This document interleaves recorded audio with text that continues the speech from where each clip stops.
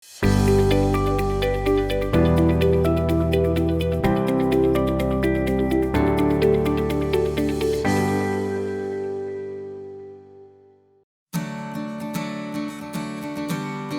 여러분, 오늘도 하루가 우리에게 주어졌습니다. 오늘도 하나님이 24시간 곳곳에 우리가 만나는 사람들, 우리가 해야 되는 일들 가운데 보석 같은 하늘의 은혜의 보화를 숨겨 놓으셨을 거라고 믿습니다. 하나씩 하나씩 보물찾기 하는 그런 즐거움으로 하루를 보낼 수 있기를 소망합니다.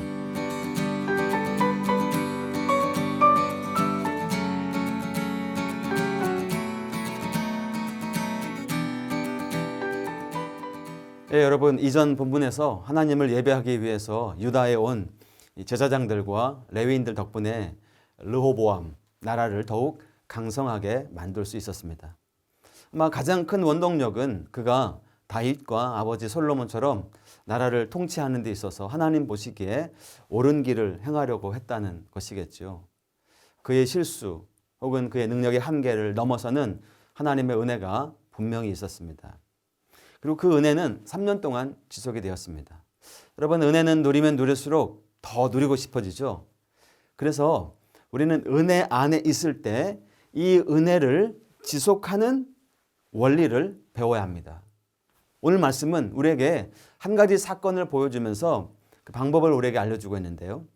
르호보암이 유다를 다스린 지 5년이 되었을 때 부강해진 나라를 보면서 한 가지 큰 실수를 저지르고 맙니다.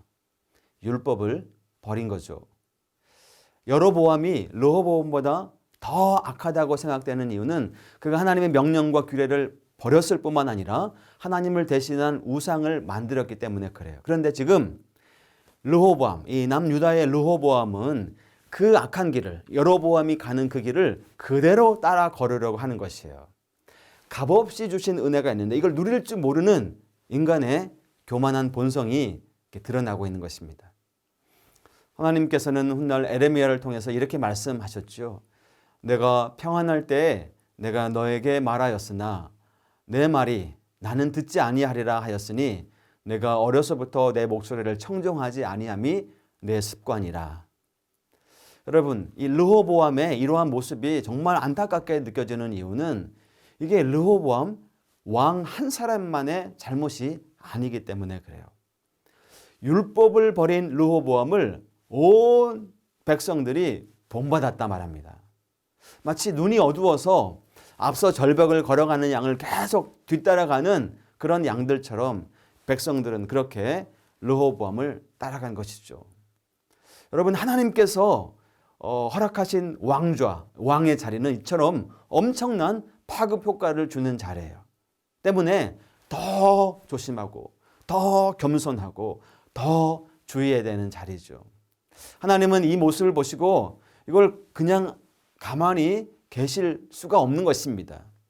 비록 르호보암과 하나님 백성들이 은혜의 자리에서 떠나 하나님 말씀을 버렸지만 아직 그들은 하나님의 자녀이고 백성들이기 때문에 사랑의 회초리를 드실 수밖에 없습니다. 얼마 후에 애굽 왕 시삭이 엄청난 대군을 이끌고 예루살렘으로 쳐들어왔습니다.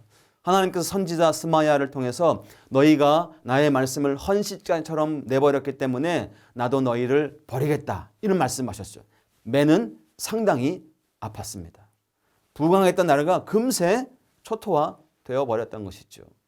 그제서야 르호보암과 백성들은 하나님의 은혜를 잊어버리고 교만했던 자신들을 돌아보고, 그리고 그 다음 이들의 태도가 인상 깊은데요, 다시 하나님 앞에 스스로 겸비하여서 나아갔다는 것입니다. 회개하며 나오는 백성들에게 하나님께서는 너희를 완전히 멸하지 않고 애굽 왕 시삭의 종이 되어서 세상 나라를 섬기는 것이 어떠한 것인지 알게 하시겠다고 하시죠.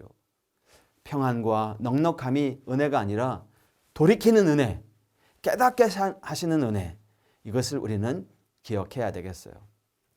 여기서 우리는 하나님의 은혜를 어떻게 우리가 잃어버리지 않고 지속적으로 누릴 수 있는지 그 길을 깨달아 알 수 있습니다. 바로 하나님 앞에서 스스로를 겸비하게 하는 것입니다. 여러분, 겸비하는 것은 교만한 태도를 버리고 겸손하게 그분 앞에 엎드리는 것이죠. 평안하든 어려움이 닥쳐오든 우리는 그분 앞에 겸비할 때 지속적인 은혜를 누릴 수 있습니다. 저는 믿습니다. 태도가 능력을 이긴다. 능력이 아무리 출중해도 태도가 하나님 앞에서 사람들 앞에서의 태도가 교만하다면 하나님께서 귀하게 사용하실 수가 없습니다. 그러나 능력은 조금 약해도 정말 하나님 앞에 신실한 태도를 사람들 앞에 정말 겸손한 그런 태도를 견지하는 사람들을 하나님은 높이시고 귀하게 사용해 주시는 것입니다. 오늘도 하나님 앞에 우리가 해야 되는 우리의 일들 앞에 겸비한 그런 모습으로 나아가는 저와 여러분 되기를 바랍니다. 기도하겠습니다.